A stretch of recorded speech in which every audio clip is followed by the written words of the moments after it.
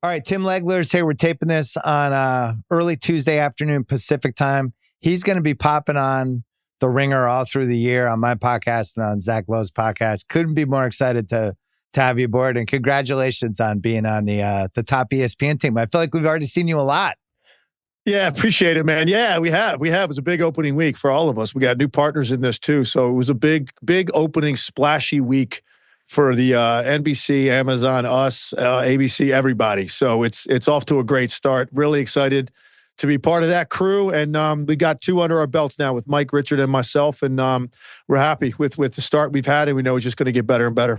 Well, people don't realize what a mean guy Mike Breen is. Like, just mean to everybody, like just snaps at people. And like, he's just really an awful person. So I hope. Is there a better guy in the business, Bill? Is there a better guy in the business than Mike Breen? He really is. He might be in the running for most liked person who's in sports media, which, you know, sports media could be a hornet's nest, but people agree on very few things. But one of them is I like Mike Breen.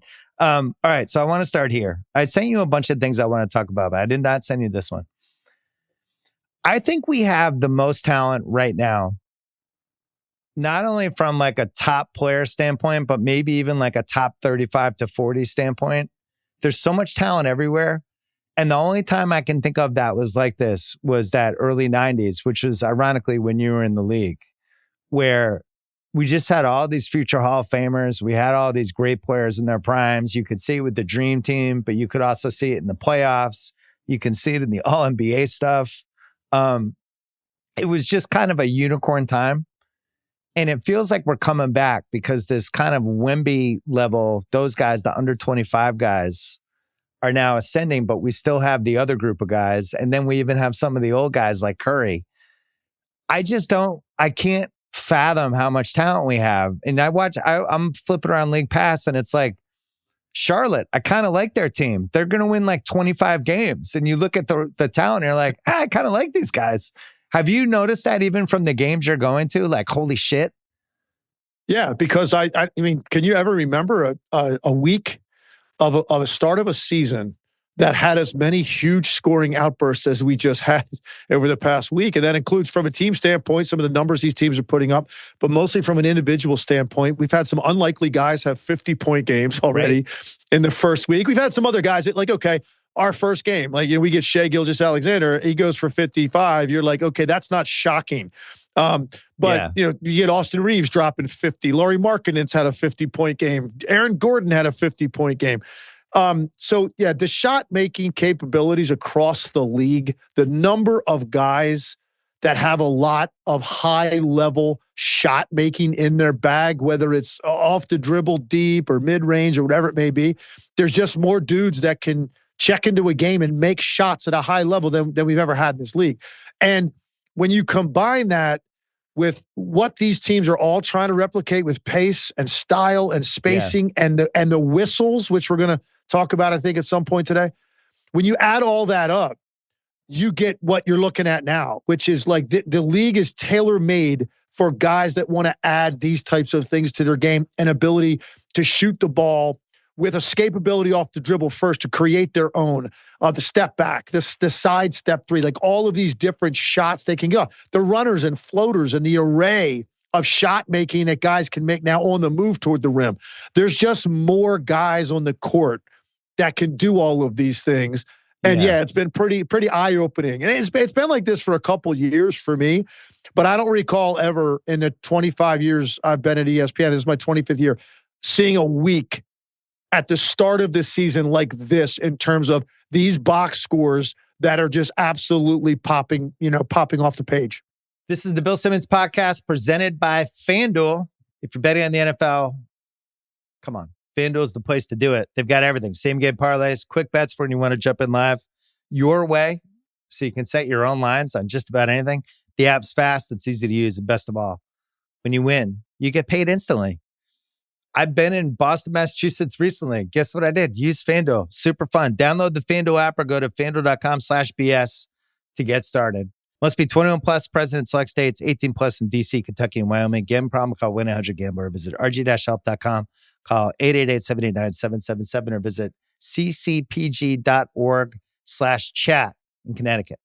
Yeah, I was trying to think of reasons other than sometimes talent just comes in waves, which certainly happened your first few years in the NBA. We just had a lot of talent. There might be 40 reasons for that. There might be no reasons. It might just be luck.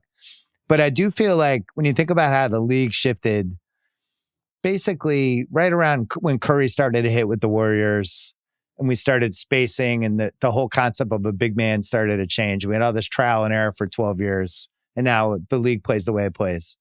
But then you also have all these people coming in through AAU, high school, college that are trained to play that way. And I watched somebody like V.J. Edgecombe coming in who, I really liked in the draft. I thought like this guy has a chance to be a star. He'll come in. He'll be an awesome athlete. He'll be a defender. He'll be athletic. He'll be a work in progress. It's going to take some time. He was like running offense for Philly last night. I watched the second half of that game.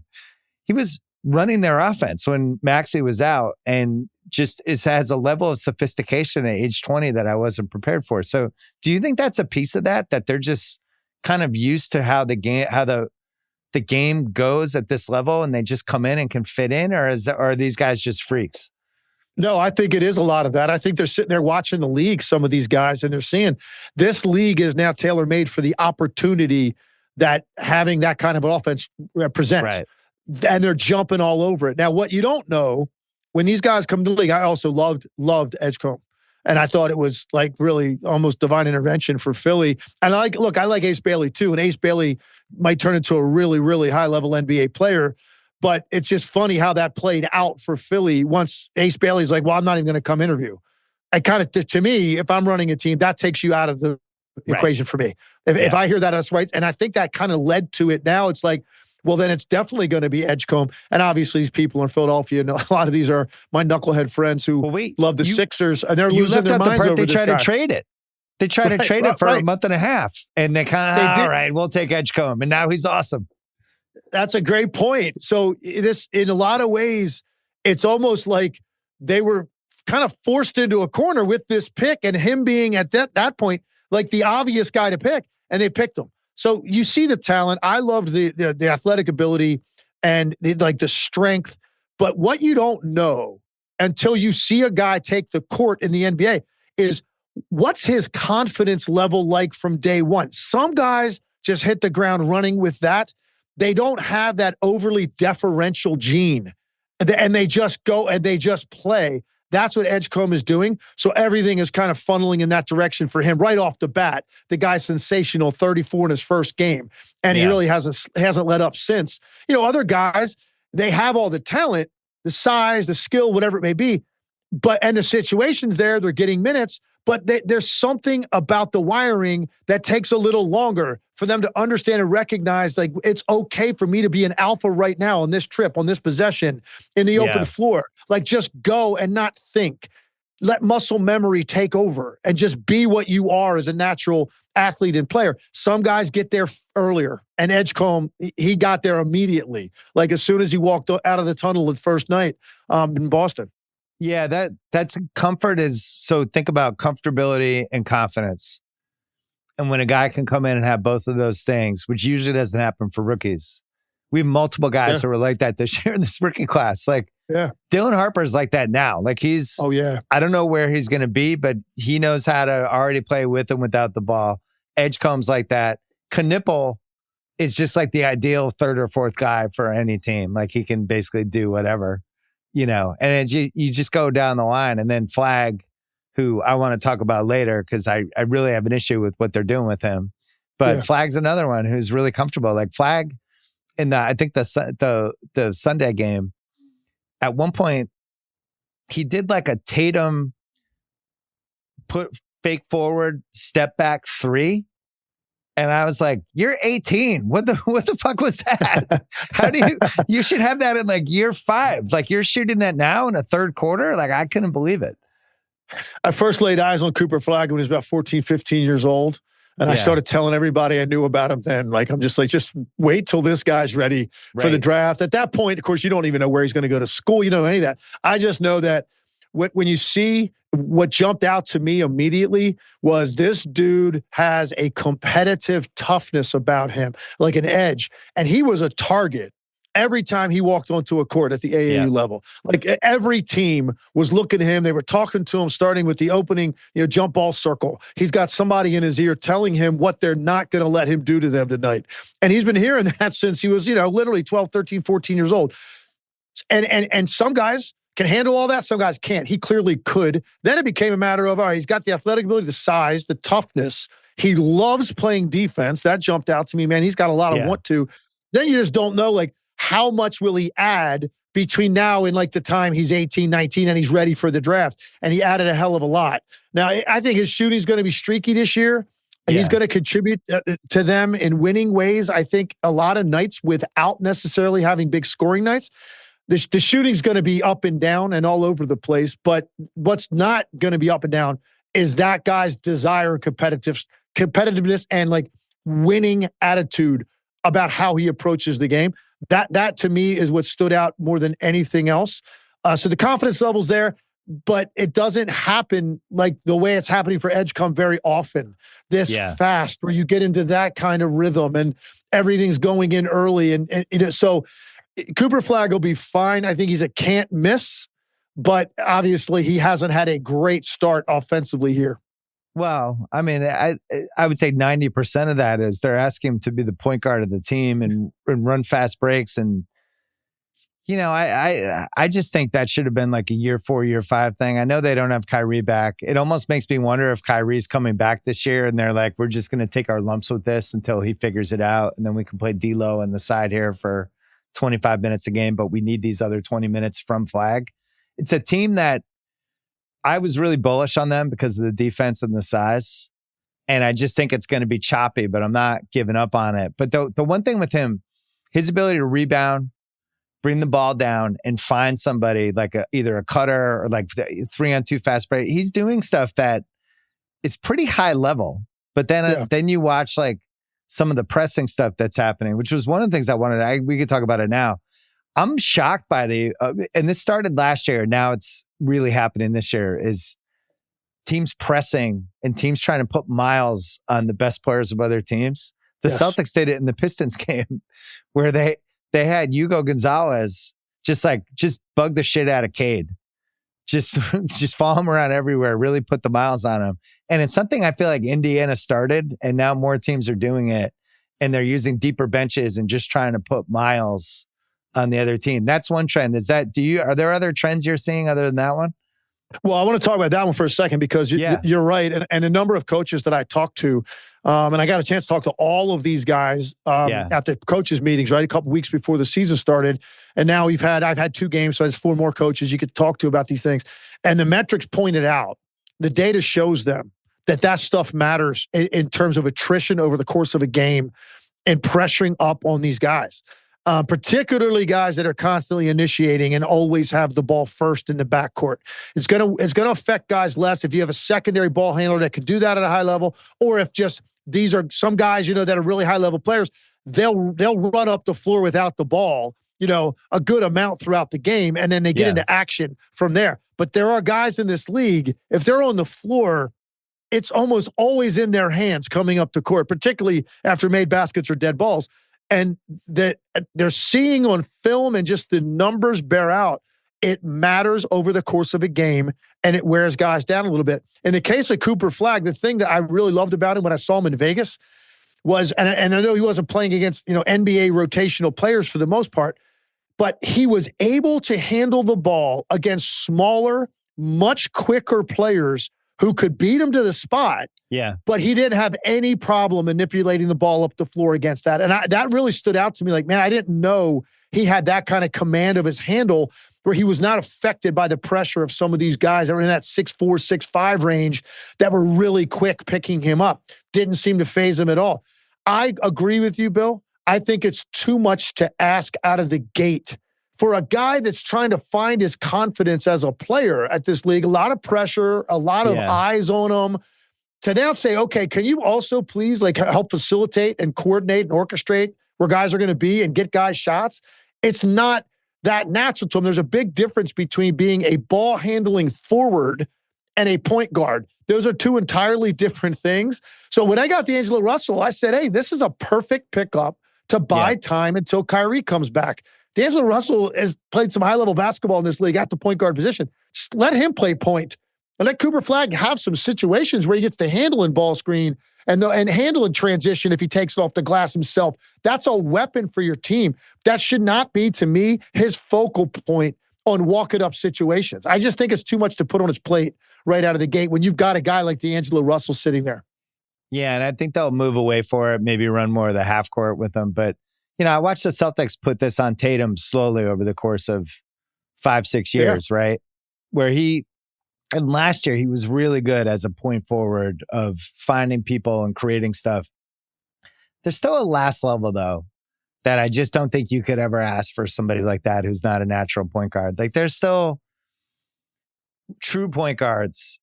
They're taking care of everybody. They're thinking about everybody. They're like, oh, Anthony Davis hasn't had a shot in 4 minutes. I got to get him one or he's going to stop playing defense. Like, there's these little things that you just can't expect somebody like Flagg to know, right?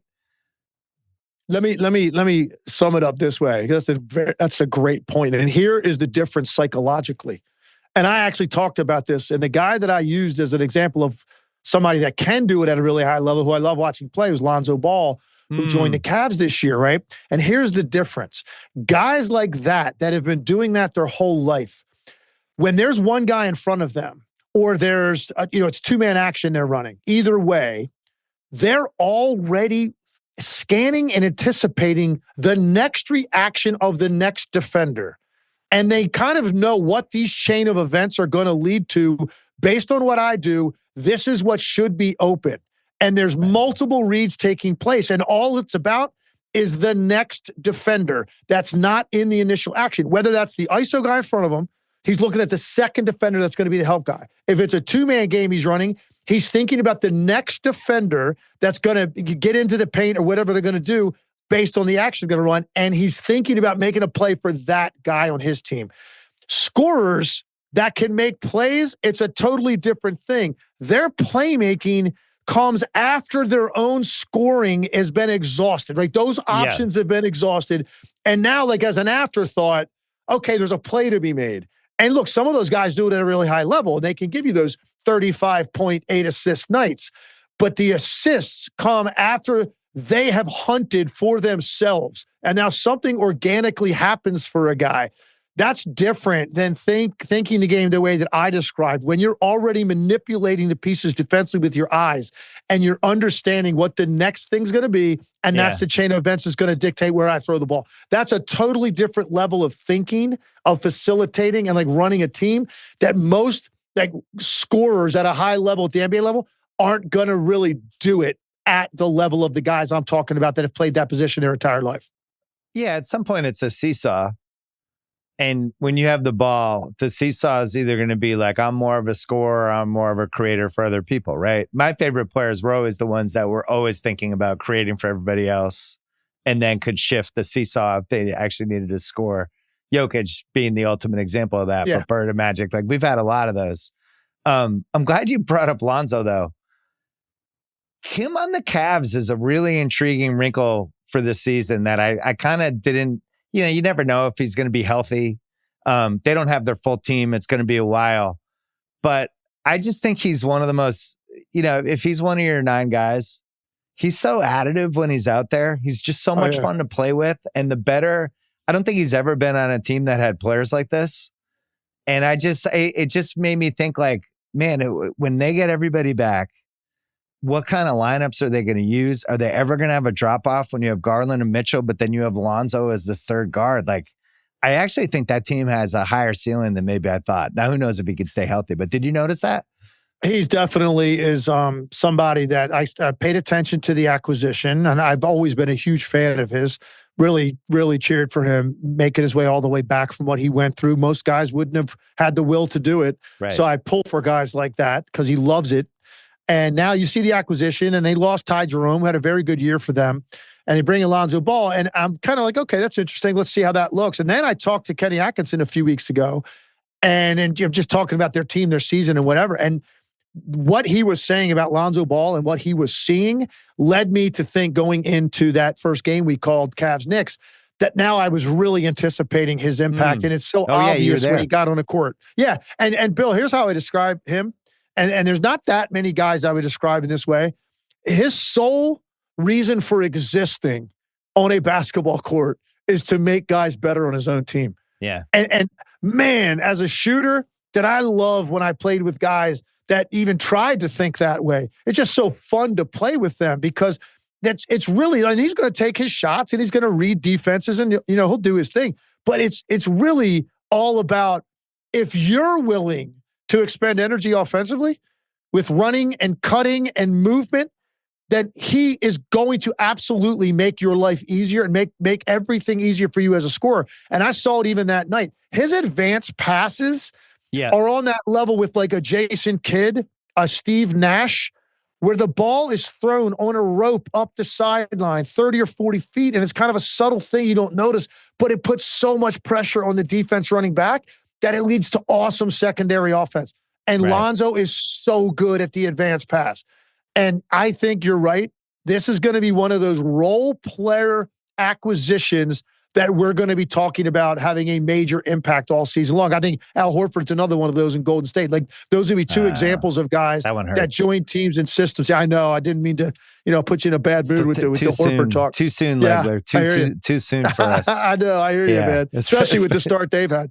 Especially when you see the Celtics big guys. Let's we'll take a break, and I have a whole bunch of stuff to throw you. The Bill Simmons podcast is brought to you by FanDuel. FanDuel is with you for every tip-off as we dive into this awesome basketball season. Every day to start the season, choose your reward. You can play it safe. Go for it. Feeling bold. That's your move. Whatever your style, you're in control. So what kind of better are you? I think there's some really good NBA future opportunities right now, even 1 week into the season. Like Brooklyn, 17.5 wins under. I don't see how they get to 15 wins. The Bucks are still minus 104 to win 45 plus games.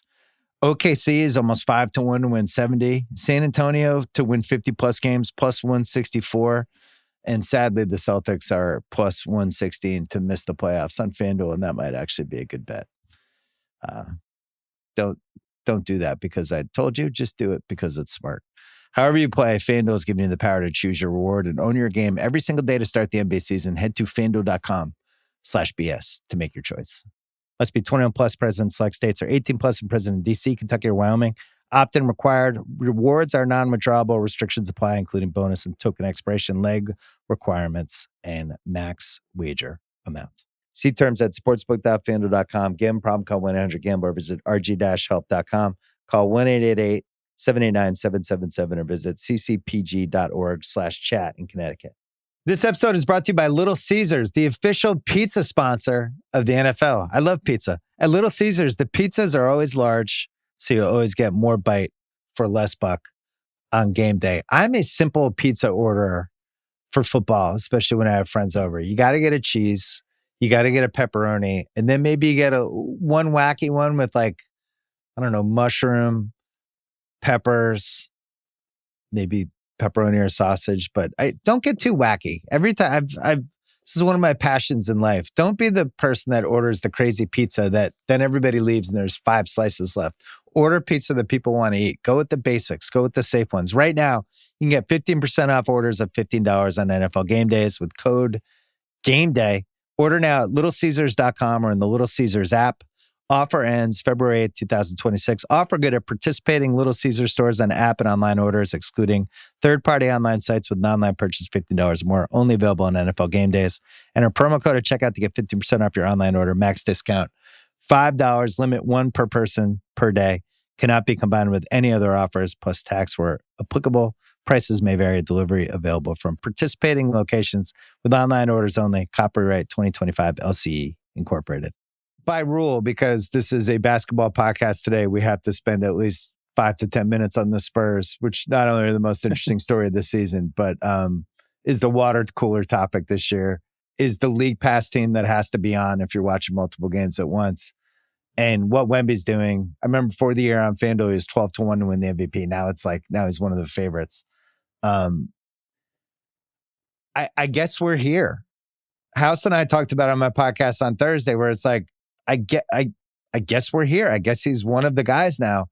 Jokic, Giannis, Luka, SGA, whatever order you want. Do you feel like he has to be with those 4 guys now from just what you've seen in 4 games?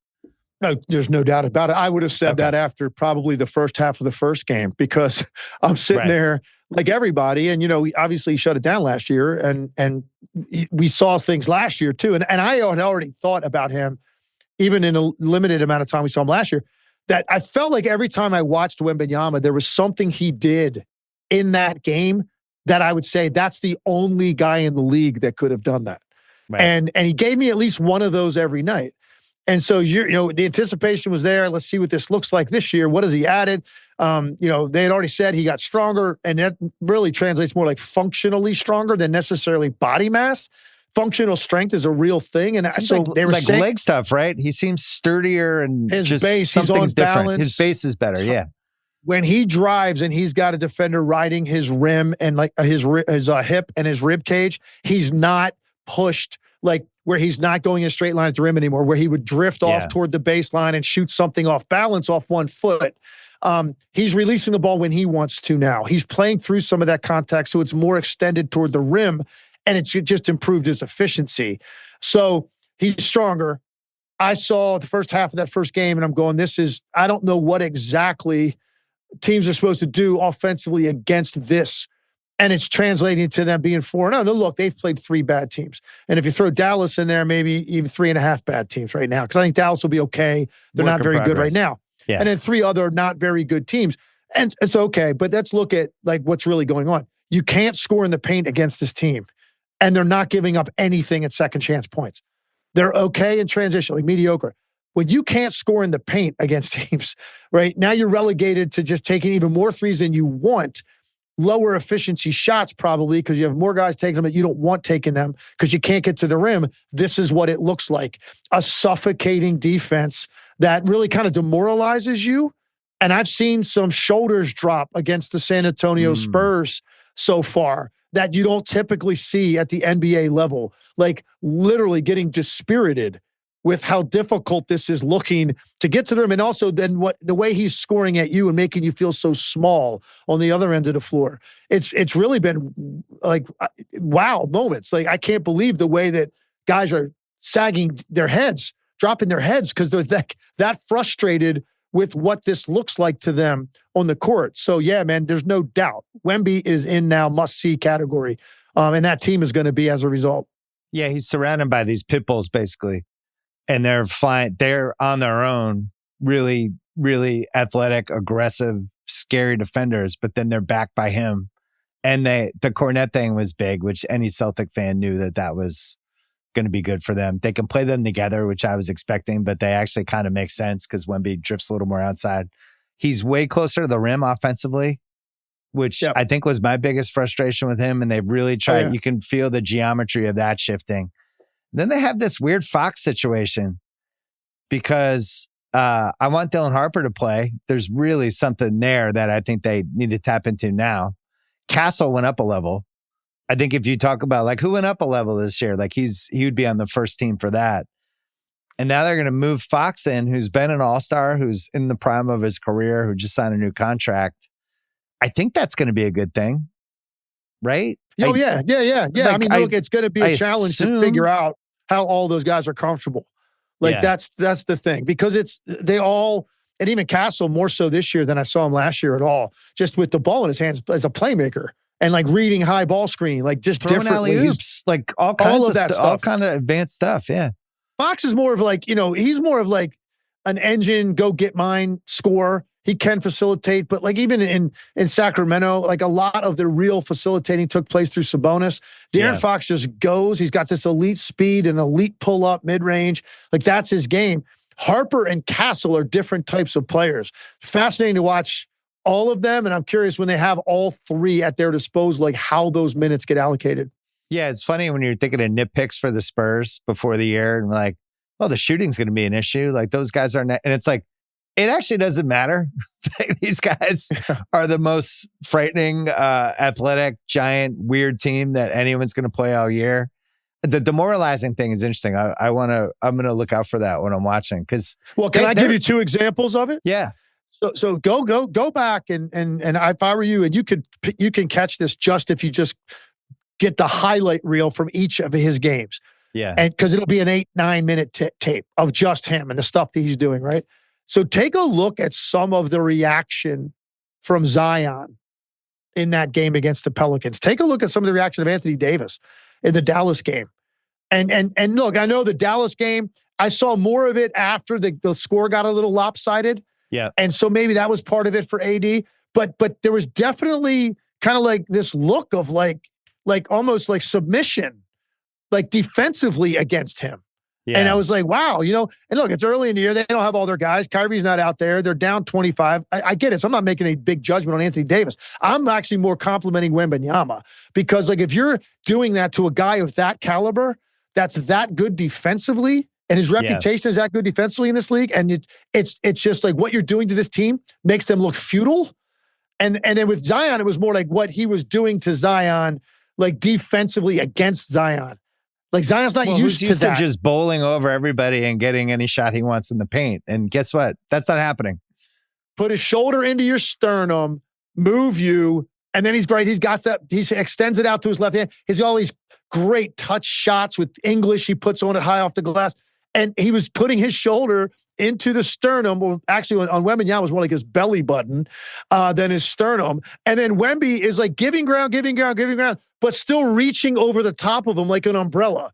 And so Zion would still try to shoot it and get it blocked. And like you could see him like shake his head and start like shuffling back down the court, like on defense, like so frustrated. He looked very young. He looked like a very young player getting frustrated, right? And these are two guys that are elite players in this league, and that's what Wembanyama is capable of doing to you. Yeah, that's a really rare level to get to. Like you were in the league when after Jordan came back, when him and Pippen were together that first season, and they were doing some stuff defensively, athletically, where it was almost like watching a great NFL defense or something, where they would just where they would just kind of ruin the quarterback's brain. But it was, in this case, these were really good NBA players who were just like, I'm kind of broken. Can you just take me out? Like you saw it. And I wonder if that was the only team, Bill, that I ever played against. Those mid-90s Bulls teams that like when you would foul them, and now they're going to the line when they've got Rodman, Pippen, Jordan, like that group, Harper.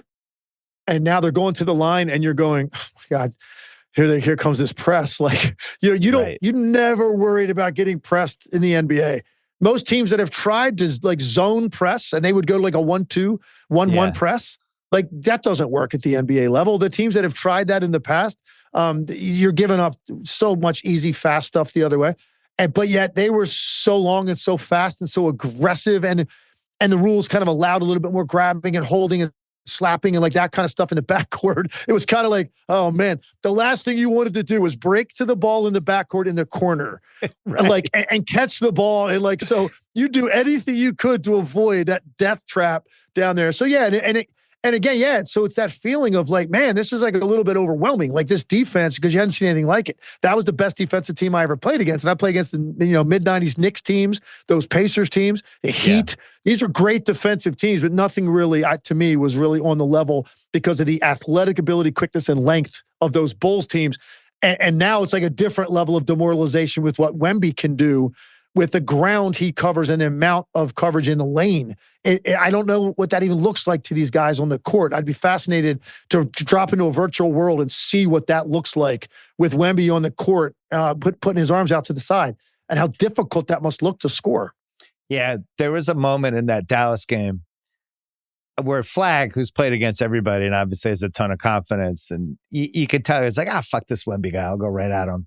And he had this one where he took him and he was about to shoot, and Wemby's giant spider arm came out and he just kind of stopped. And then he had already picked up his dribble, and then he kind of had to turn and get rid of the ball. And you could see him like he couldn't like compute what just happened, which seems like that's every game where these guys who played basketball their whole lives, they're like, I'm going to do this.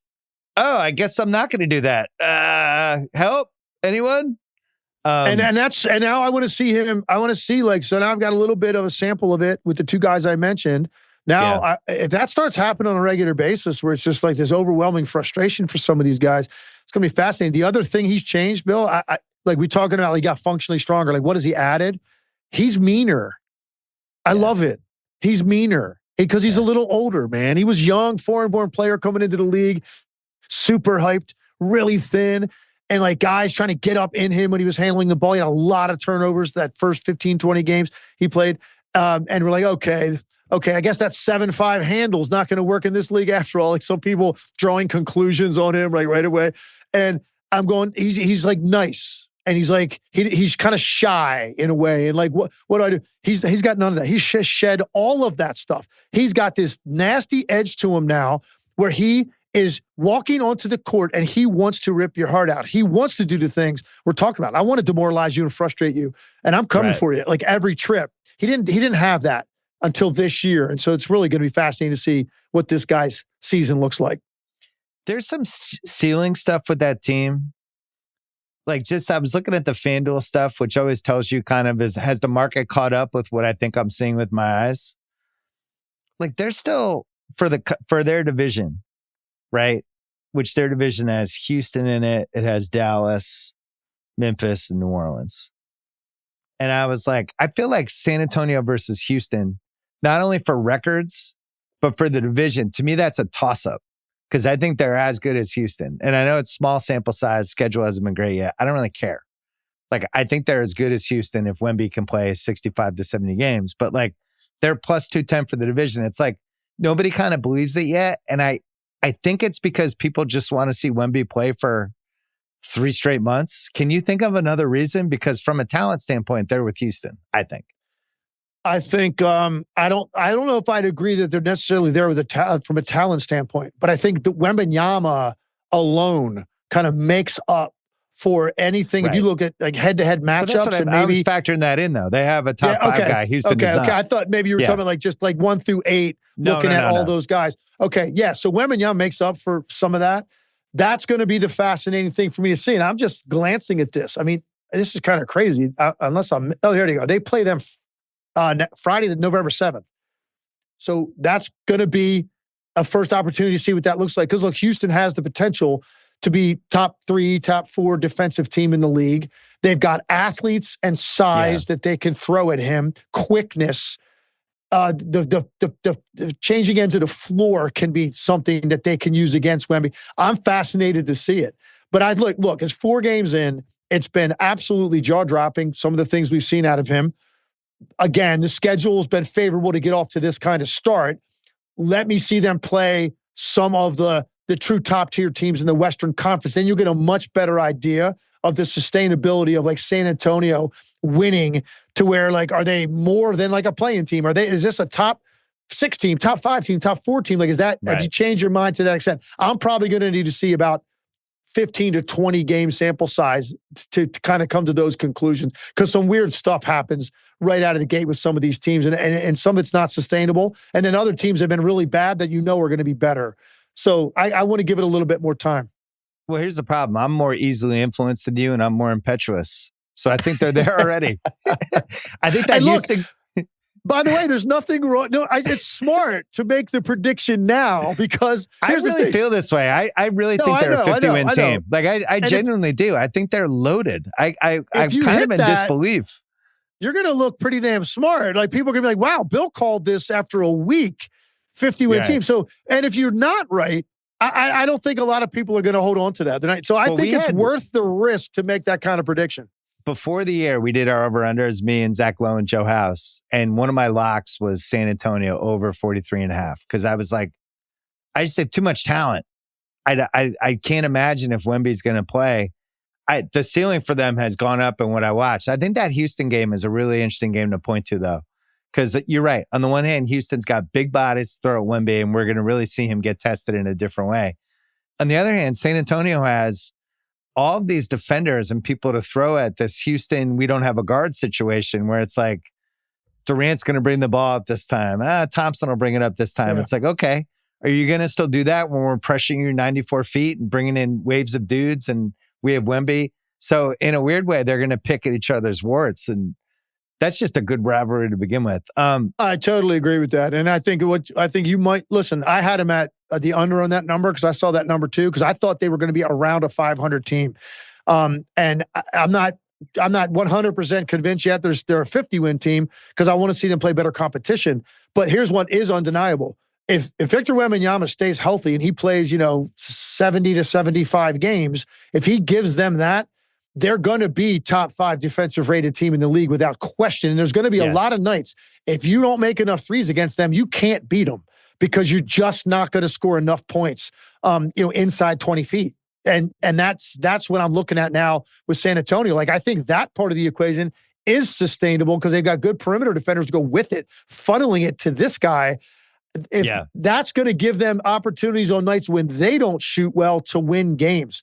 So that's going to be there. Now let's see what great defensive teams can do against them. And that's what I need to see. If you were Houston, would you say fuck it and use your assets and try to get a real guard and be cutthroat and use the VanVleet contract and use some of the Brooklyn Phoenix stuff and really try to get somebody who could change your destiny and make you a title contender right now? Because they're not without a guard. A couple weeks ago, I said, and I think some people in Houston lost their minds, and I said, if Reed Shepherd turns out not to be able to take that leap this year, and I first of all, I like Reed Shepherd a lot. I think Reed Shepherd's going to have a nice career in this league. If it turns out he's not quite ready, and they see that after 20 games, when you've got Kevin Durant at this stage of his career, you didn't bring him in to think about any sort of long-term horizon beyond this season. You're thinking about winning it all this year and next year and however many years he plays. But every year you're recalibrating to win a championship. So if Reed Shepherd is not quite ready to do that, and you're going, man, this kind of run your offense by committee through Amin Thompson, Durant, and Şengün is just not good enough, particularly in tight games in the fourth quarter when you've got to really execute and organize and make great decisions on the break and all the stuff you have to do. And no fast breaks. You're not getting any fast break points at all if you have no point guard. That's exactly right. And I said then, if that's the case, they may look to make a trade and try to bring in a point guard. And I do think that's true. Now, we're not ready to quite do that yet. We're a week in. But let's look at this as you get to late November, early December, and see if what's their record in crunch time games. What is their efficiency in the last 3 minutes of close games? That's going to kind of tell you if they think what they have is good enough or not. And if it's not, would not be surprised one bit if they went out and added a point guard just because of where you are with Kevin Durant in this stage of his career and how long are you going to have him. And you got to try to win it if you have him on your roster. It's that simple. Well, we saw it the same way. You have to give Reed Shepherd 20 games. They're going to be a playoff team. They don't need to panic. But when it gets to mid-December range, Christmas time, and also you're going to have a couple teams that either have decided, we suck, or didn't realize we weren't going to be good. Maybe we should make a trade. The Celtics are a really good example of this. I don't want to trade Derek White, but the Celtics aren't good. I thought the Celtics were going to be like a 8, 9, 10 seed and win a playing game when Tatum came back. I don't think that's happening. And I actually wonder, I was going to talk about this with you later, but we can talk about it now. I actually wonder if the way they built the team was kind of a really stealth tank situation. They can't rebound. They can't protect the rim or rebound. I knew this going in, but my stupid Celtics brain was like, they're going to shoot threes. They'll play with pace. They have the infrastructure. They're not going to get stops. They're not going to be able to rebound. And at some point, you got to look at Derek White. And I know I'm not the first one to bring this up. I'm not the last. But at some point, you look at Derek White in his early 30s, who's a winning player, who's awesome, who would be great on Houston and could be a missing piece for them.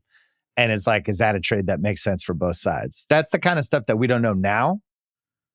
But around Christmas, if the Celtics are 10-22, maybe you start thinking about it. Well, first of all, I was kind of with you in terms of what I thought their ceiling was this year. That's about where I had them. And again, that probably sounds 500-ish, right? That's kind of where I was thinking.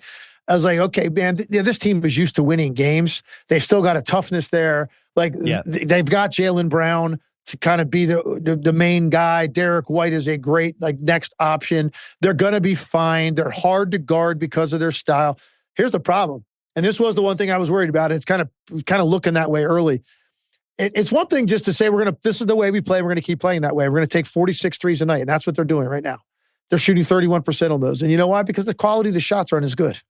Because Jason Tatum anymore. Right. Because you don't have Jason Tatum. So Jason Tatum was the magnet to create leverage defensively, to shift the defense and to make you accountable in communications. And that extra body being 4 feet closer to the action meant a longer closeout to the role player on the weak side. And that meant a difference between a contested and a semi-contested or an open shot. And that's a big deal to role-playing shooters. Those guys that are standing out there waiting on the ball, when you've got action taking place that Tatum's initiating and there's this big shift in the defense, and now the ball comes your way, that extra half count matters a lot.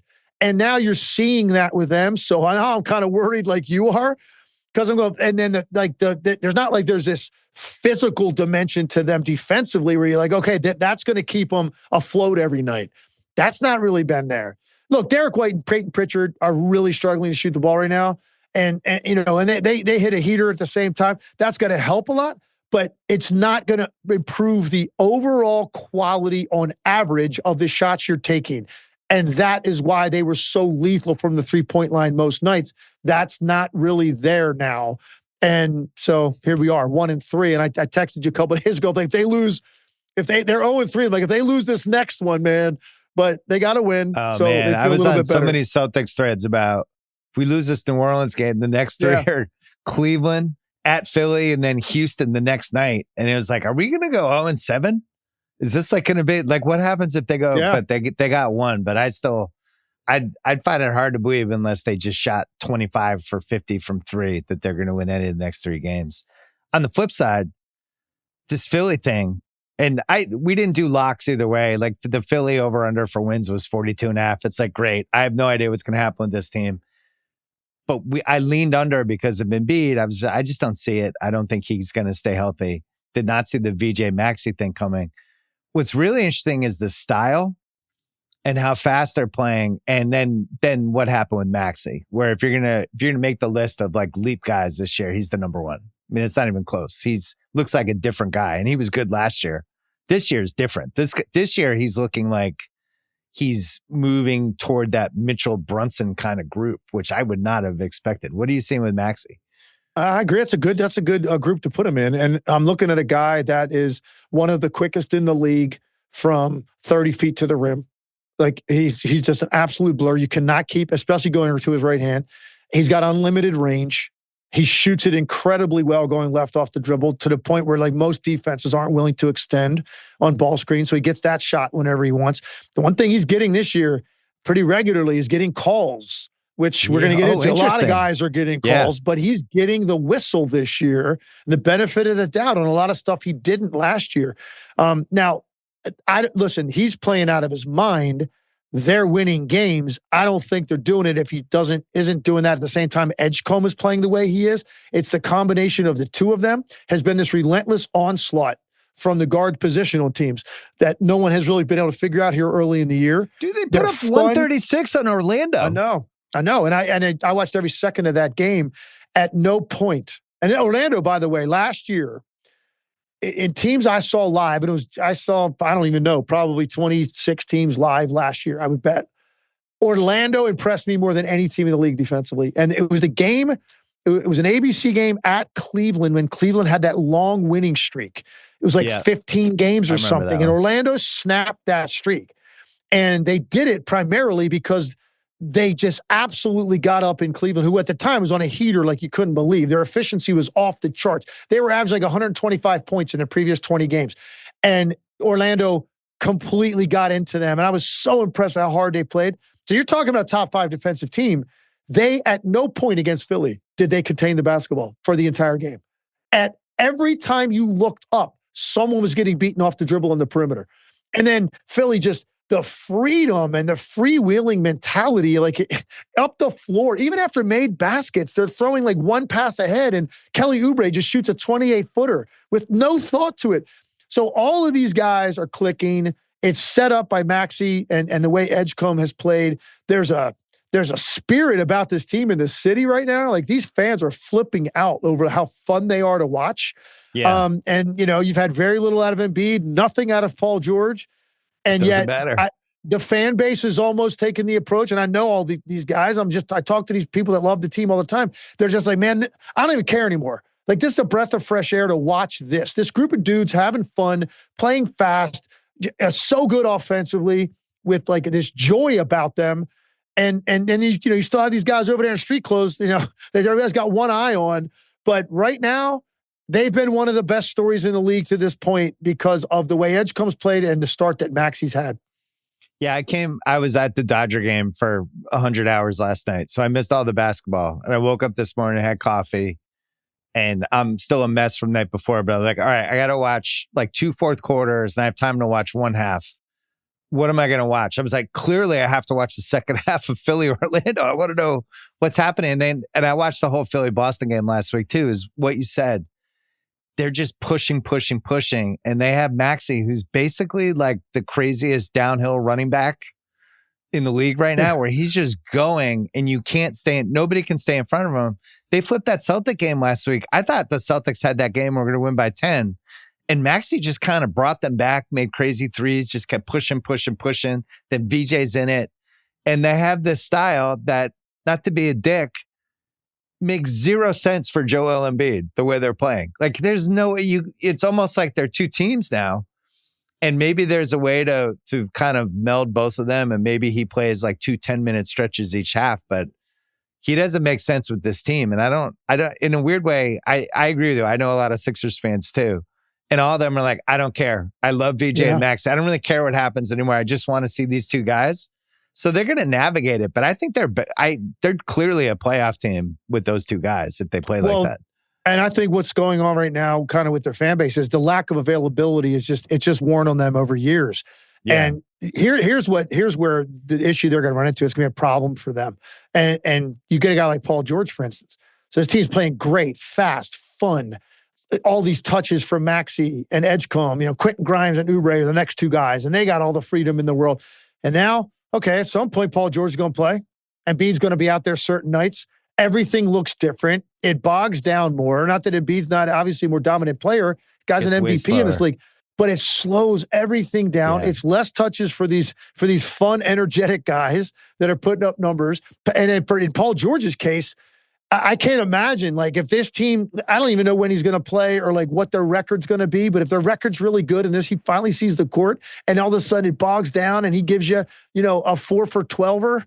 Well, how do you think the Philly fans will handle that if that's what he's I'm talking slowing about. The game down? Like, during the game in real time, they're going to be turning on him. It's going to be a mutiny. It's going to be a mutiny. And now what happens? What happens is I've seen this because that's the city I lived in for so long. You go to these games in the any of the sports teams in Philly, and you feel the heaviness being transferred onto the court from the stands. Yeah. Like, and now it becomes very difficult for that player to kind of navigate through that.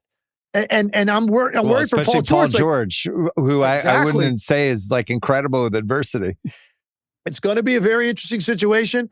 This is the best case scenario. Everybody was kind of sitting back and waiting to see what was the start of the year going to look like for Philly. Here's what's crazy, Bill. You talk about all these over-unders. So went through 29 teams when I was doing mine. And then I saved them for last. Because I said there's one team in this league whose range is 24 to 54. Right. It's the Philadelphia 76ers. Highest ceiling, lowest floor. It's like a 40-story building. You just have no idea.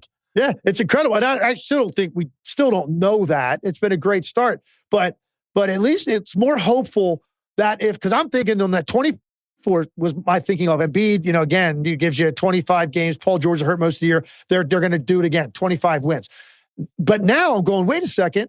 If those guys do have those kinds of years physically, now I look at this team and go, this style and this level of explosive firepower, they're going to hang in more games than they could have a year ago. And so they're going to win. They're going to win more games. So it's not going to be the worst case scenario for that team this year. I went through this Edgecombe thing is so unusual and so unexpected. I went Basketball Reference has that stat head where you can look up careers. And I was just looking up guards, 21 and under, first year. How rare is it because in your head as the years pass, you're like, oh, Dwayne Wade must have been 25 a game that first year. He wasn't, but he was really good. He was impactful. But when you talk about guys coming in right away and being really good, just recently, Wade and Donovan Mitchell were the two that came in and were just immediately good and were 20 points a game guys and could run a little offense and do a lot of and were explosive and athletic. Jordan, obviously, Luka, obviously coming in, they were scoring. And then there's guys like Iverson and Ja and Stackhouse and Tyreek Evans that were putting up stats, but you wouldn't call them winning players. Yeah. The VJ thing's different because he's a winning player who's also getting stats. Like, it just jumps out immediately. It jumped out in the tape from when he was in college, but now it's even better now where if he doesn't have the ball, he still knows what to do. He's still moving. He's still like, oh, maybe I can get a back cut. Maybe I can get an offensive rebound. This guy needs help. I'm going to go over there. Like, he's just helpful in a way that I think is just so unusual for rookie guards. Like, in my opinion, the Sixers fans cannot be excited enough about him. Like, he's really special. If I was going to like just share the text thread with all my friends, what you're saying is it doesn't even come close to how excited these people are about what they're seeing at Edgecombe and Maxey, who's already his popularity in Philadelphia is already through the ceiling. And a beloved guy. They just the whole thing. Love him. Yeah, I mean, it's just so easy to like him. And now on top of you pair him with this guy, there's a couple things, Bill, that I see at Edgecombe that are really going to bode well in terms of just projecting. Like, is this real, what we're watching? Yeah. And it's this. One, he has the ability to go from a very relaxed state with the ball to buy you in an accelerated state at like a level, like I'm not comparing him to Shai Gilgeous-Alexander, but it's some of that. Where it's like all of a sudden he's relaxed, you're slightly relaxed defensively, and then when he decides to go, he goes. That first step in push and acceleration is by guys, or he's forcing you into such a like overreactionary retreat, he can stop and make an 18-foot jump shot pretty easily. That's the first thing. That is a special God-given innate athletic quality that's going to create separation for him all the time. That was young Wade in Miami that first year. That's a great just comparison. Immediately you're like, wait, what's going on here? Why is this coming so easily to this guy? So anyway, what was your second thing? Totally agree. The second one is watch VJ Edgecombe when he shoots the ball, whether it's at the foul line, a three, or something off the dribble, like a pull-up. How strong and like intentional he is from basically his elbow to his fingertips. He is so strong with his follow through and his wrist. Most young shooters come into the league, and because things are happening faster than they've ever happened, they don't stay with their shot, and they flick it, and then their hand is down, and they're kind of like, and they didn't stay with it. And he has this ability, I guess, because he's just a mature offensive player. He's not fazed by the speed of the game, so he is staying with his release better than most young players do. And as a result, he's making shots at a really high level right away to start his career, even deep shots and mid-rangers, contested shots, because he's not affected by the pace of this game. And that's very rare for a young guard to come into the league. Flag Harper Edgecombe 1, 2, 3 in the running for best 1, 2, 3s we've had potentially. Because usually you hit 2, not 3. You don't have 3 in a row that are like, these guys can be all individually, could be all NBA guys. And all 3 of them, I think, could be. Edgecombe, I love the comparison game. I probably do too much, but it really does remind me of young Wade in a lot of ways, who I just thought, as the years passed, Wade played all those big high-profile games. He got older. We saw these different versions of his career, but that early Wade, when like even before Shaq got on the team, but then the first 2 Shaq years was just crazy. And now it's time for Don't Settle, a new segment presented by State Farm. You may think that insurance is all the same, but let me tell you something. Having insurance isn't the same as having State Farm. Don't settle for just any insurance when they're State Farm. It's a little like the Patriots right now. The Patriots are 6-2. They hired a new coach last year. The team wasn't very well coached. They could have stuck with him another year, but they thought to themselves, why are we just going to settle with this? Mike Vrabel's available. He's one of the best 7 or 8 coaches in the league. We have a franchise quarterback. Let's bring in a real coach here that can maybe transform the culture of our team, turn us into an immediate playoff team with this 4th place schedule we have, and build something around our franchise guy, Drake May. They did not settle. And guess what? It worked great. You wouldn't settle for just anything for your team on the football field. The Patriots sure didn't. Shouldn't it be the same for your insurance? Don't settle for just any insurance when there's State Farm. Like a good neighbor, State Farm is there. flipping this around to a sad topic. What is it? Orlando panic time yet, or is it just we got to figure out with the new guy? Like, I don't like how Paolo's, and I watched the second half of the game last night. I watched some of their other stuff. I don't love how Paolo has played. I thought he was going to be a leap guy along the lines of what we're talking about with Maxey. Their bench just seems like it might suck, which is something that I think they thought was going to be good. And it's early, but the 136 I thought was a major red flag. So what'd you see? That was they just got completely stripped down by the Sixers off the dribble. They and that's not really something that's typical of that team. I'm not remotely panicking on Orlando yet. I agree with you. Like I had them as potentially, if this Bane thing hit, potentially with their defensive mindset, Banchero and Wagner stay healthy all year, which last year they weren't. They both missed chunks of time. I thought, hey man, the 3 seed's up for grabs. Orlando's in that mix to get the 3s because I think New York, Cleveland are going to finish 1-2. I'd be surprised if they don't. Orlando's the next team. Now, it hasn't been a great start. The one thing that's been surprising, their 3-point shooting was anemic last year. It didn't give them a chance to win some nights flat out. It was just so substandard for modern NBA. In the league. Yeah, and it's just not enough, you know. So there are some nights, man, despite the fact there's a great defensive team and you got a couple of really good offensive forwards, you're going to have to make like 13, 14 threes some nights because that's what the other team required you to do. And they couldn't do that. So I thought, okay, not only is Bane directly going to improve that because he's going to make, 2, 3 a night. Some nights he's going to get hot and make 6. But because of his presence and the way you're now going to rotate to him, it's going to mean a little extra time for some of the mediocre to below average shooters they have on their roster that didn't have as much time. And I thought, well, then they're also going to be better shooters. Bill, we're 3 games in or whatever, 4 games in. They're averaging on an average night 8 for 27 from the 3-point line. That's worse than last year. It's like having a bad field goal kicker in football where you're just giving away. You're just minus completely. 6 in field goals every game, and you have to make up the points somewhere else. I know that's a gret point. And it's another correlation because I love the NFL like you.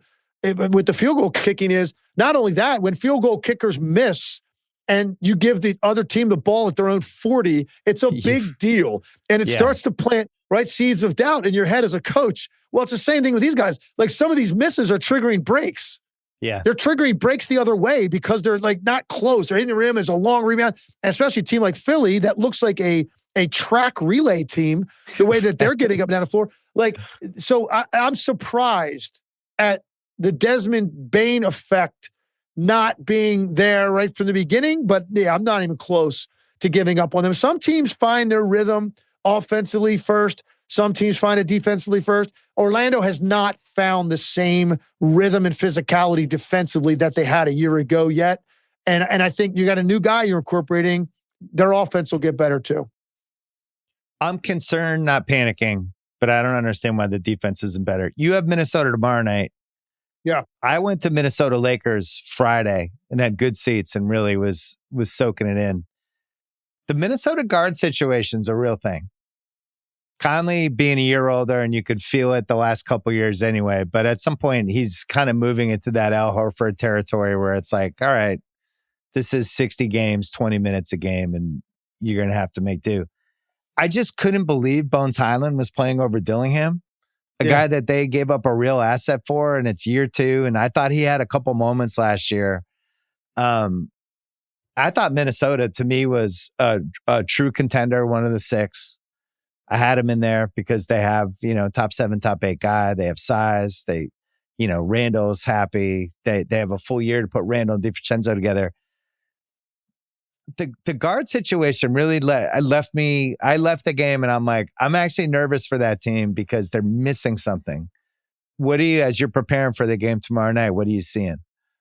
I love this point about Dillingham. And look, I think, there's a good chance we're not going to see, unfortunately, Anthony Edwards, Luka, or LeBron. So that takes a little luster off the game. Oh, God. Can they flex? Is there a flex tomorrow night? I know. I wish. So it does take a little of the luster off of it. But the Dillingham point's important because I really liked him. I liked the move in acquiring him because there was such a need there. And so now you think about it, we're a year removed from coming out. And you're 4 games in, he's played 2 games, 6.5 minutes a game. That tells me Bones something Highland I'm is playing over concerned him. about. Exactly. And I'm concerned, Bill, because when you have such a need at that spot and you still can't find a way to make that happen, that tells me that they're seeing something on a daily basis that I'm a little bit concerned now for like what's Dillingham's future. Now, maybe he ends up, maybe it's 2 years from now and he's on a team that's not as good, getting a lot more run and that plays fast. And now in the open court, he's going to score. And maybe we go, okay, Dillingham's going to be a fine NBA player, whatever. But in this situation, you're going to get limited minutes. It's a team that's contending. They've been to 2 straight conference finals. They want to get to the finals. So everything is more scrutinized with their supporting cast. Yeah. And you can't quite crack that yet. I'm a little concerned about that. I actually think maybe the 2 most important players on their team are going to be DiVincenzo and Terrence Shannon Jr. because those 2 guys have got to give them the supplemental offense they need consistently to be able to give them enough, because their defense is going to be good enough, I believe. Of course, you've got Edwards. Randall's a little bit inconsistent. So where's that next infusion of offense going to come from, like consistently? DiVincenzo has to stay healthy, and it'll happen for him if he does. And then I think Terrence Shannon Jr. is one of those guys that you play him 15 minutes, he's damn near going to get double figures most nights because he's so aggressive and confident with his offense. That maybe that can offset whatever they're not getting out of Dillingham. But I thought if I was going to see Dillingham right out of camp being that guy that's getting you 18 to 20, 22 minutes some nights and playing very confidently and playing well. That's not the case here out of the gate. I'm a little concerned, and I'll see for myself. If Anthony Edwards doesn't play, there's going to be more opportunity for him on Wednesday night. Let's see if Dillingham maybe does something to give me some hope. But right now, I'm not too hopeful like how this is going to go for him this season. Doesn't look good. My thing is, maybe that draft was just bad. Sometimes we have that in football too, where it's like the quarterback class, and then you look back at the quarterbacks, and it's like Trubisky. It's like, right. Oh yeah, we were ranking all these guys against each other, and none of them were that good. You think about that draft last year. Reed Shepherd was 3rd, Dillingham was 8th, and maybe it was just one of those weird draft years. I have another sad topic for you. We're almost done. I actually think so. The worst team of the last 30 years was the 2016 Sixers that went 10-72. Yep. There's a team that I think could challenge that and maybe be even worse. And I'm wondering if you're thinking of the same team I'm thinking. Well, there's only 2 teams. I don't know, man. I wouldn't put Washington in that category. So then I think you're either talking about Brooklyn or New Orleans, right? It's one of those 2. Oh, you'd go New Orleans. Wow, I wouldn't do that. New Orleans actually has some talent. The Brooklyn's thing is, I don't see it at all. My thing with New Orleans was just if, like, Zion, something happens to him physically. Like, right. And they don't have their pick. Like, they wouldn't. Where would they be from tank. an organizational standpoint? So is it Brooklyn? Is that who you're talking about? Yeah. I think Brooklyn's just really awful. And I'm not sure what that draft was last year with all those picks, which didn't make sense when they happened. But a couple of those guys are, and I'm not even sure, like, Agor, he seems okay. I'm not sure he could be running an offense. I just don't see it with them. And I don't think they want to be good either. And I'm just wondering, like, how bad are they going to be? Because they're not in these games. Like, these games are over in the first quarter. You took they used all 5 picks, which was, I couldn't believe. Okay. So, but They did. And 4 guards.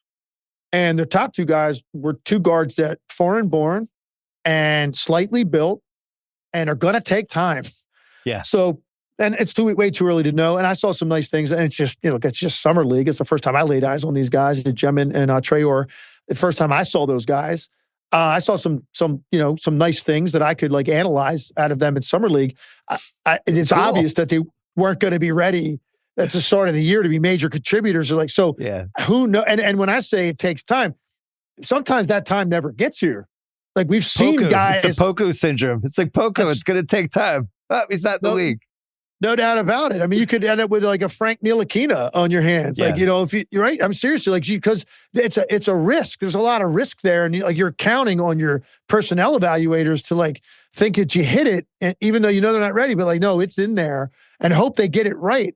That's risky to take all those guys. And no, you're right. Look, and Cam Thomas is going to shoot the ball as much as he wants every night. And, Michael Porter Jr. is going to have more freedom than he had in Denver. But what is that going to amount to? Not a lot. So I agree. Look, I agree. Like Brooklyn's tough. And Washington, they're going to certainly lose their share of games. But like there are guys I like watching. I want to watch some of those guys, particularly Trey Johnson, who was the most natural scorer I saw this summer. And I'm like, this dude is a bucket getter immediately in the NBA. And he's already doing that, like 16 a game, 47%. Like he can flat out score. They have a semblance of an identity where they just have a lot of assets and a lot of guys who could create offense. And I understand what they're trying to do. They also probably don't want to make the playoffs, but it makes a little more sense. I was looking back at those early 90s seasons when there was a ton of talent, seeing if there was a really bad team. And I think the 92 or 93 Mavs went 11-71. And I thought that was notable because even when the bad team, like a team like Charlotte that I really like watching, it's probably my guilty pleasure league pass team. They have talent. Like they can go and just whack somebody 135 to 110, and they're not a playoff team. So when you're a bad team and it's not just the good teams killing you, but then it's like, oh, Washington beat us by 18. Like, that tells me you might be really bad. I don't know, they're over under a 17.5 right now. And I still think that's 5 wins too high. I mean, they're like a 10 to 12 win team. Yeah, it'll be in the teens. I agree. Yeah. It's funny you said that about Charlotte because, you and I didn't go over like our answers. We thought maybe this topic would come up, like who's your guilty pleasure team? That is probably not going to be a great team. That's who I wrote down too. And the reason, honestly, more than anything else is I just think LaMelo Ball is incredibly entertaining. Like he's just fun to watch. You never quite know what he's about to do, like trip by trip. And some nights that translates into incredible games, incredible stat lines. He makes some questionable decisions along the way. But one thing you're not going to get cheated on is entertainment value. Like I'm going to sit there for the next 2.5 hours, and this is going to be fun as hell. And I also, I really like Brandon Miller a lot. He hasn't really had kind of the start I was hoping he'd have this year. Hurt. Yeah, he got banged up because of the injury. And because I was thinking like that's a guy right there that potential this year, he elevates himself into that 20 point per game type category because I think he's got a lot of that in his game. They're fun, man. Can't stay on the floor. Yeah, unfortunately. I don't know how many games they're going to win. I mean, I don't know. Are they going to get 30? You think they can get 30? High 20s? Like I don't know. High 20s, early 30s seems conceivable to me. All right, that's the it. other one that's LaMelo makes it worth it. Chicago is the other one for this. Oh yeah, they're just fun to watch. And like if I just gave you a list right now, Orlando, Philly, Detroit, Chicago, Atlanta, Toronto, and those teams were just in a tournament, like they're all kind of around the same. I don't know if that's going to be the case in January, but all of them have strengths and weaknesses. And if they're all playing each other, I'm not surprised by any result with any of those 6 teams. That could change by January. And look at Chicago's start. This is really interesting here. So I kind of separated the East with almost like different categories and groups of teams. So like I said a while ago, New York, Cleveland, to me, clearly, I'm almost feeling like if you don't get there this year, one of these two teams, when will you? Like that's kind of how I am with them. So they're clearly the top 2. Then you've got like the wild card teams, I would describe them. Philly and Milwaukee would be in that category for me. Like I'm pro Milwaukee, as you know. Oh yes, you are. You're pro Milwaukee. I don't know where you had them ranked, kind of prediction going into the season of where you thought their seeding would be. I thought they were a 47 range team. That's about where I had them, and so I put Philly in that category with them because they've got veteran guys, like superstar names. If it hits, things could go really well. Right now, then you had the next group of teams, which are the most interesting to me: Detroit, Orlando, and Atlanta. I think they're all kind of grouped together. Like there's real estate to be grabbed in the Eastern Conference. Funny. We didn't talk about this. I saw this the exact same way. I had those 3 way closer together.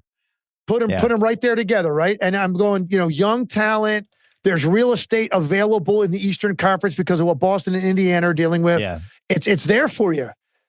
guess what? Chicago, right out of the gate, 3-0. You know who they've beaten? Detroit, Orlando, and Atlanta. So I mean, look, I don't know what this is going to look like. They finished the year 15-5. Okay, they finished the year 15-5 last year. Get into the play-in, net rating and all kinds of offense, defense stuff that was really favorable. And we're just horrific in the play-in game, like offensively, right? And they're going to go home. But still, they kind of took the confidence builder into the summer the way they finished. And here you go, out of the gate, you get these three teams that you and I just described as potentially could have been 3, 4, 5 in the East if things broke. And they come right out of the gate, bang, bang, bang. They clip all three of them off. I don't know. I don't know what this is going to ultimately mean for Chicago, but what an impressive start to take those three teams that you and I both categorized in the same group and knock them all off. And I had Detroit third in that group. I was a little more down on Detroit than most. I watched the fourth quarter of the Bulls last night. I would have watched more of it if I'd been home. Buzelis, stuff's happening with that. And there was a lot of signs, a lot of breadcrumbs during the summer. He said all the right things. He did all the right things and looks like a different player and is actually like creating his own stuff. And I actually like their finishing five. I think it's I don't know, offensively hard to stop. They're going to have some issues on defense, but that was, he might be a leap guy. Kuminga was another one on Golden State that just seems better than he was last year. And Kessler on Utah was another one that jumped out to me. It's like, he just seems better. Like he went up a level. Before we go, you got to do, and Ryan Rollins is my favorite random dude. I just want to get that on the record. I just want to buy some Ryan Rollins stock. Before we go, you had a referee trend you wanted to hit. Well, I just want to talk a little bit about these, what we're seeing here early. And I don't know how it'll all shake out. We'll revisit this periodically as we do this together this year and see how it's changing. I think some of these numbers are incredible to me. So first of all, I mean, everybody's taking notice. We've had 4 guys get 50 in the first week of the season. 4.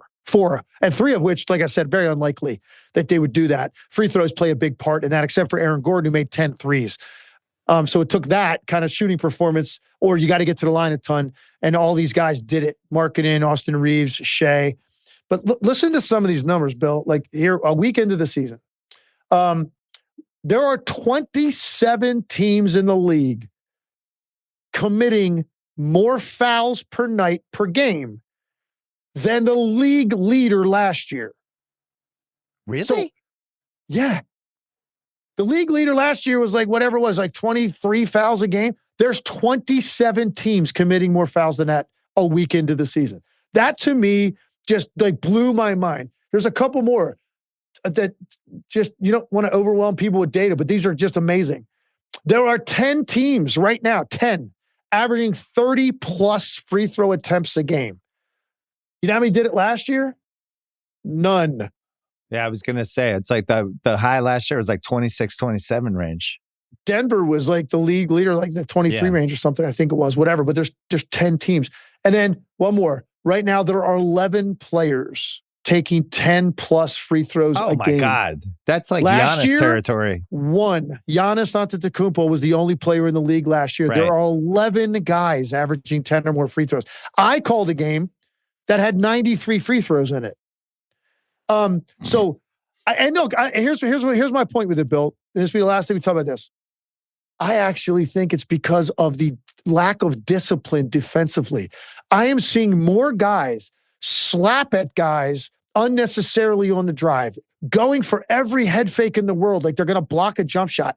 How many guys now are going to that little mid-range step back, up fake, the Shea, the Luka, the Trae Young, but more guys are doing it now. Austin Reeves is great at it.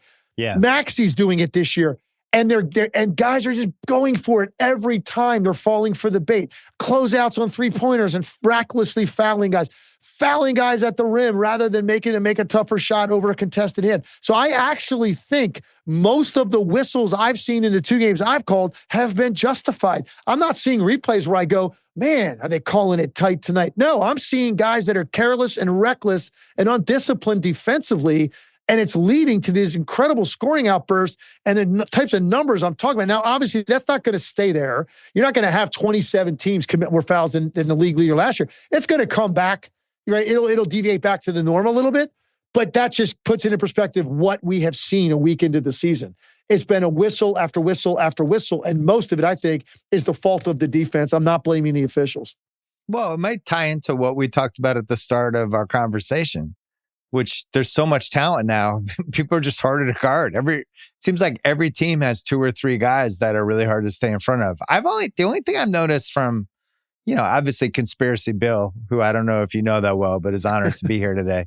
The only thing I've noticed, there's a specific call that it feels like everybody is getting now, especially the guards. And Maxey would lead the league in this, but SGA has been getting it forever. It's this drive where they're parallel with a guy going to their strong hand, or sometimes even their weak hand, but strong hand, and shoulder to shoulder where they just go up and they make contact on the shoulder. And I feel like for whatever reason, every single player is getting that call this year. And I've specifically noticed it. So when you said you want to talk about a ref trend, I thought you were talking about that. But it's almost like they said to themselves, SGA gets this call all the time. We now have to give this to Maxey and Austin Reeves and name every other guard. But I feel like everybody's getting that call. I don't know if that's intentional or not. Well, I agree with that. When you're doing your game tomorrow. I will. And that call is prevalent. I know exactly the play you're talking about. It's mostly going to your right hand, fling, down the lane. And it's a little bit of a bump with your shoulder into their chest. And then you kind of almost veer off like sideways and just throw it up and you get the whistle. You hope to get the bank for the 3-point play, but you usually don't because you have to whip it. It's an epidemic. Well, the one thing that they told us was going to be the point of emphasis this year was they're really going to watch the high five contest because they felt like guys were getting out of control with it and taking advantage too much. And there's too much contact on the hand. Or there was a swipe down and a follow through hitting guys on the forearm. They want to protect the shooters to a higher degree. Ironically, in the 2 games I've called, I've only seen that even come up a couple of times. Yeah. So that's not even really played into these calls. Most of them are on reach-ins and grabs and slaps when you're out of position and guys are driving down the lane about to gather to go up to shoot. And you're seeing that help defender reach in and they're not in position to make the play and they're carelessly reaching in and hitting guys on the arm. That's been, to me, the majority of the whistles I've seen, particularly on the scorers. So let's see what happens going forward. I'll certainly be watching for all this stuff in my game Wednesday night.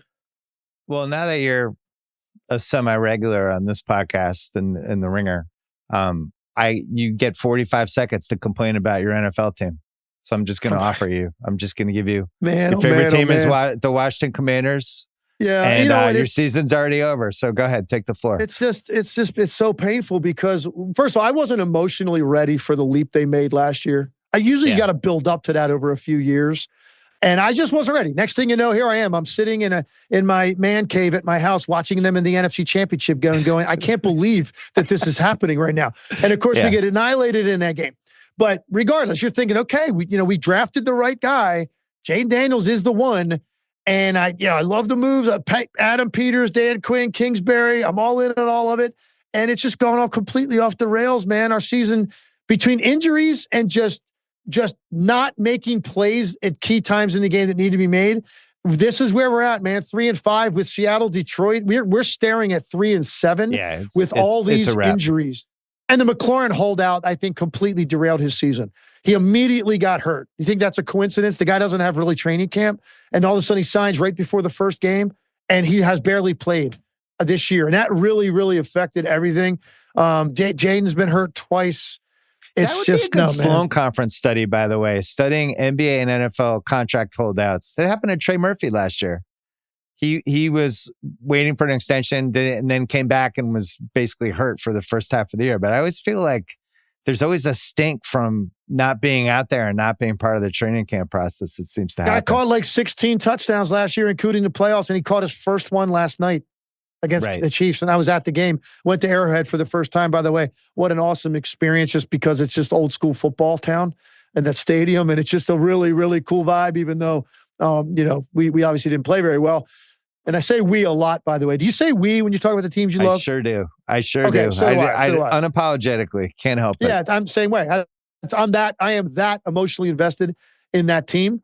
So I'm I'm dejected and down. There's nothing worse than when the team that you love the most, whatever sport, you kind of feel like it's just they're not going to be in it this year. And I'm only at the halfway point of the season. That just sucks because it just changes your anticipation when you open your eyes on Sunday morning. It's just you had different. You had a lot of like fourth down luck last year. Yeah, you had a lot of things go your way. You had some injury luck, and then they had an older team that I went under on them this year because I thought it was the year after the big year. Schedule's harder. Schedule's you way have tougher. All these old players. It's always hard to rely on those guys to stay healthy. But what's interesting is it's really hard to find 7 NFC playoff teams, even if your 7th is San Francisco, who just lost their 2 best defensive players, right? And they might be able to hang around and try to get to a 9-8. You know, maybe 9-8 is a 7 seed. So even if it looks bleak, they could go 3-7. But you still, if you can get to 9 wins, I think you get to the dance with a good quarterback. Man, that would be the only nice thing I would say. If they get to 3-7 and they've got to play the Eagles 2 out of the last 3 games of the year, I don't know, man, how we're getting to 9 wins. But maybe the Eagles don't care about the last game.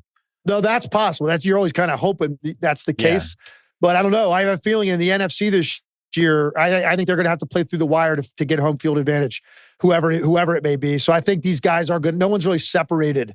So I think they're going to have to play all the way through the wire, which is not great to play them 2 out of the last 3 games of the year. So now I have to ask you another question. Do you follow the NFL the same way you follow the NBA, where you're like deep into the data and you're studying shit, or do you just follow it like a fan and don't think about that stuff? I follow it in terms of I kind of feel like I know like the whole league, but no, I like in terms of like metrics and trends and like all that, not as much. And even in the NBA, and I think you'll see this when you see me call a game, and you know, you've known me a long time. I definitely feel like I try to just really pick those numbers sometimes that are really good for the context of this conversation, and not just kind of keep spitting them out, regurgitating them, because I think people tune you out. So I kind of very selective when I'll throw those kind of numbers out there when I think it really pounds home a point that matters. The NFL, no, I absolutely love watching professional football. I'm just addicted to watching the NFL. I love it so much. Even when my team is struggling or not good, all those years from 91 when we won our last Super Bowl to being good again with a 30-year drought. I watched every snap of every game, even at the end of like a 4-12 season. I was still watching every play of the last game of the year because I just love football that much. So that's me. Well, I like how you do it with the NBA because I think you have the right instinct for it. Have the data, but it can't be too much of the act, right? You got to pick the accessibility of the numbers, because I think, you know, we saw it happen in baseball and they really struggled with it. In basketball, it's a little bit of a seesaw, but with the advanced metrics, I think people tune it out if it gets too confusing. But there is some really important shit, right? That like Orlando's 3-point shooting, all those numbers last year, that was really meaningful. Like they had to fix that. So, no doubt. You know, there is some really good stuff. Real quick before we go, I got one in the NFL. I want to get some research of this. Maybe it's already out there. I didn't look. Commanders had a holding penalty on 1st down on a drive last night, which started them at 1st and 20. And I turned to my buddy who came to the game with me and I said, I really want to know what's the punt rate on possessions that start with a holding penalty. I want to know what the punt rate is of those possessions, because it's incredible. Because there's nothing more punitive. You feel like the series is over. There's nothing more punitive than a 1st down holding penalty. It's seriously, it's like 10 yards. It's just, you know, so it happened last night and I was just wondering in my head, I don't know if what the data says out there as opposed to like normal possessions where you don't get that, but I guarantee it's significantly higher because we had it last night and of course we punted 3 plays later. I'm sure somebody has that. I had it last year at the Patriots where they held on, I think, 50% of the first downs they had last year. It felt like that anyway. Tim Legler, a true pleasure. I'm glad we're going to do this all season. Good luck tomorrow night calling a game with not as many stars as maybe they thought 5 weeks ago. But it's great to see you. Thanks for doing this. Thanks, Bill. Appreciate it. Must be 21 plus and present in select states for Kansas in affiliation with Kansas Star Casino, or 18 plus and present in DC, Kentucky, or Wyoming. Gambling problem? Call 1-800-GAMBLER or visit rg-help.com. Call 888-789-7777 or visit ccpg.org/chat in Connecticut or mdgamblinghelp.org in Maryland. Hope is here. Visit gamblinghelplinema.org or call 800-327-5050 for 24/7 support in Massachusetts, or call 877-8-HOPE-NY or text HOPE-NY in New York.